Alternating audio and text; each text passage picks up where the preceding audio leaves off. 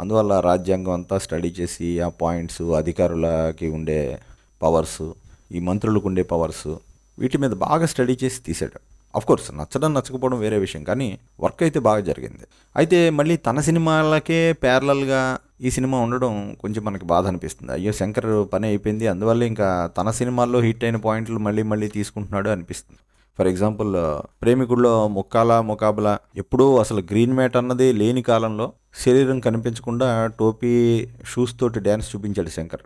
మళ్ళీ అలాంటిది ఒకటి ఇందులో చూపించాడు. కోర్స్ ఇందులో చాలా అడ్వాన్స్డ్గా ఉంది, బాగుందనుకోండి పాటలో. బట్ పోలికలు మనకు గుర్తొచ్చేస్తాయి వెంటనే పాత సినిమాలు.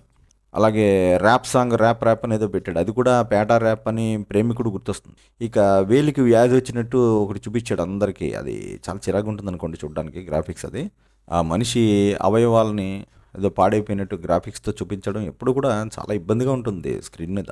నిజానికి శంకర్ తీసిన ఐ మూవీ అందువల్లే పోయింది. ఆ వికృత రూపాలు, ఆ గ్రాఫిక్స్ తోటి చాలా చిరాగ్గా అనిపిస్తుంది. హీరో విలన్స్ మీద పగ తీర్చుకోవడం కూడా చాలా ఇబ్బందిగా అనిపిస్తుంది మనకి చూస్తే ఆ సినిమాలో. ఎంత విలన్స్ అయినా వాళ్ళ రూపాలు మరీ అంత వికృతంగా మార్చేయడం చూస్తే చిరాకు వస్తుంది.